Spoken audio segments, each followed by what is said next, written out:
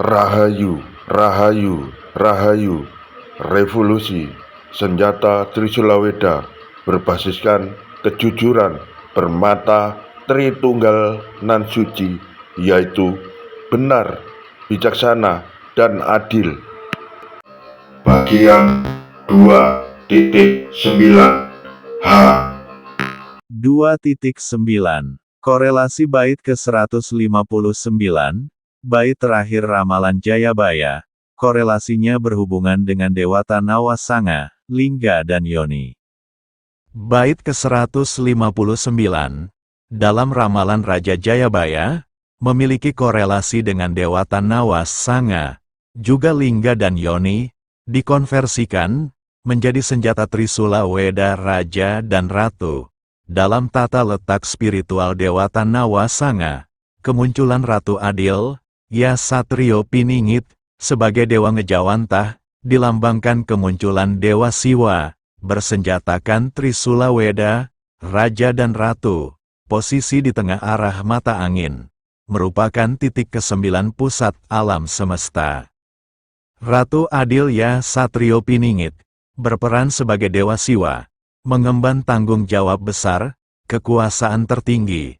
Sebagai Ratu Ya Raja di Raja atau Kaisar, kekuasaannya seluruh penjuru dunia, sepanjang sejarah manusia. Dewa Siwa sebagai penghancur, sekaligus sebagai transformator, mengganti yang usang, dengan peradaban baru yang lebih tinggi. Ia menghancurkan yang usang untuk memberi ruang bagi penciptaan baru. Dalam spiritualitas, Dewa Siwa melambangkan kehancuran ego dan kebodohan, agar jiwa mencapai pencerahan dalam kesadaran tertinggi. Bait ke-159 Bahasa Jawa.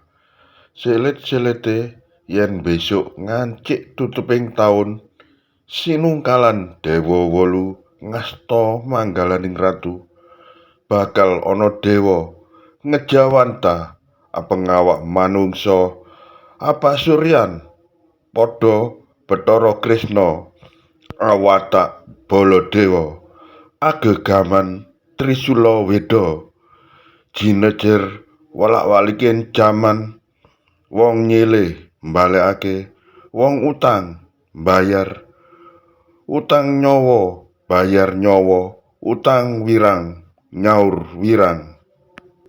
Bait 159. Bahasa Indonesia.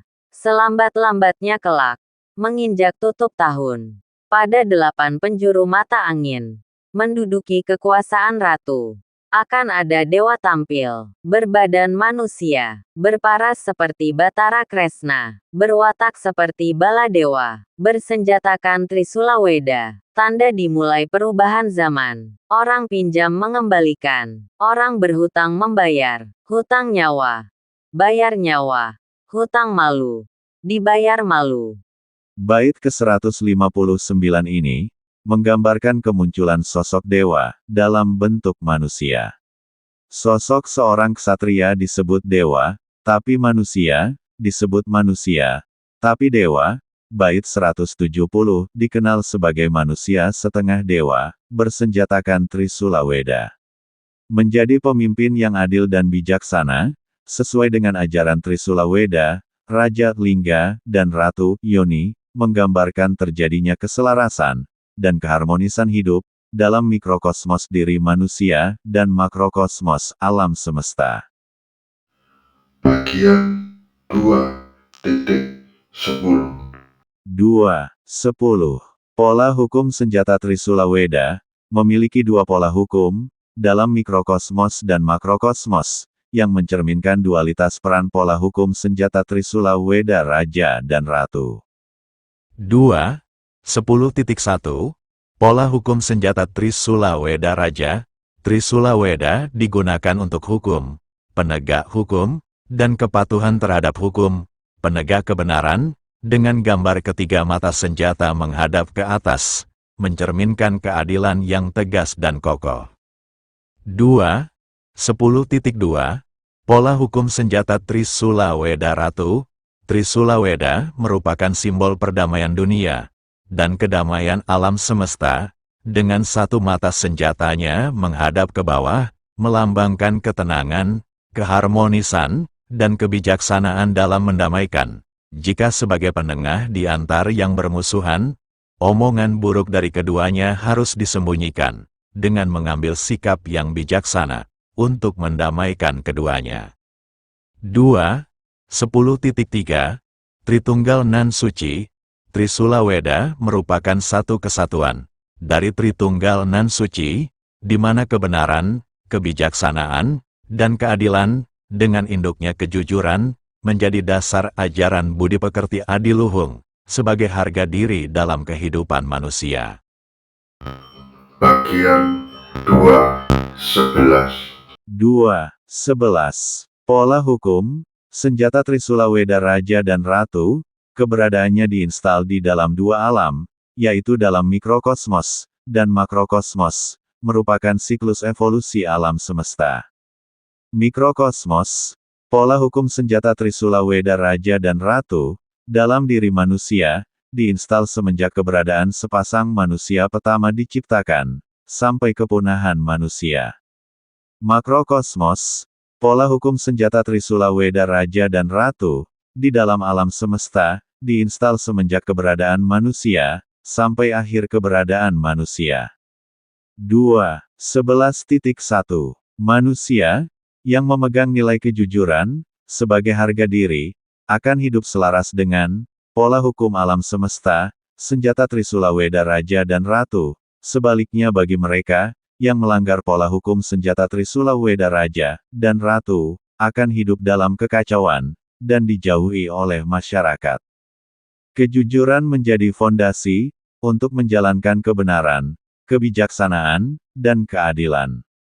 Tanpa kejujuran, mustahil nilai-nilai ini dapat tercipta dalam kehidupan.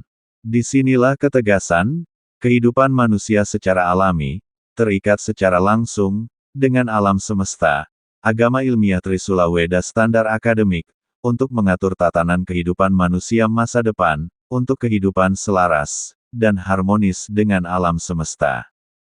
2.11.2 Agama dogmatis absolut, berbasiskan akidah, atau keimanan, yang ajarannya ekstremisme, radikalisme, eksklusivisme, takfiri, layak untuk ditinggalkan, sebab bersifat memecah belah kehidupan manusia, menyebabkan penderitaan, menuju kehancuran, dan kebinasaan, yang sejatinya keluar dari tatanan siklus evolusi alam semesta.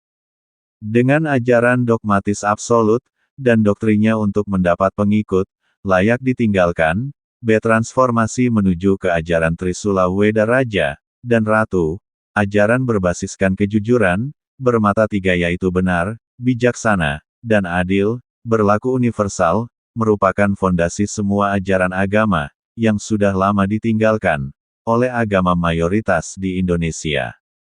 Berakibat terjadinya kekacauan kehidupan. Koruptor ratusan triliun rupiah, pada bersukaria, dihukum setaraf dengan hukuman maling ayam.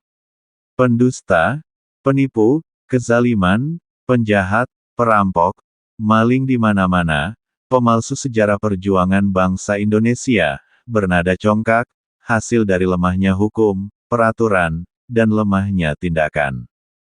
2.11.3 Kejujuran sebagai ageman, atau pegangan hidup, sebagai harga diri, pada setiap individu, maka keadilan di seluruh dunia, dapat diwujudkan bersama, dalam kehidupan yang nyata.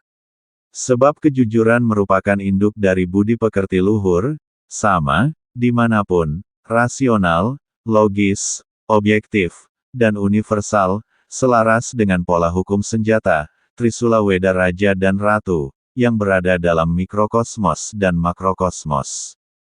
Menjadi individu yang jujur, dan bijaksana, berarti Anda bijaksana membangun kebenaran, dan keadilan, penting untuk kehidupan di alam semesta ini.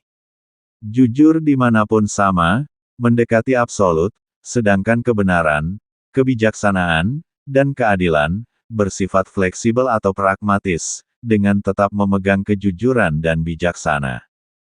Sebagai seorang individu yang jujur, bersikap bijaksana, dimanapun tempat kehidupan individu berada, taat hukum, dan peraturan yang berlaku di negara tersebut. Jika kita berada di negara Indonesia, di negara Malaysia, di negara Filipina, di negara China, di negara Jepang, di negara Rusia, dan di negara manapun kita berada, harus jujur dan bijaksana, berjalan di jalan yang benar, tidak melanggar hukum pidana, hukum perdata, dan hukum adat, serta mentaati hukum dan peraturan yang berlaku di setiap negara. Terima kasih, sampai jumpa di bagian berikutnya, yaitu bagian I.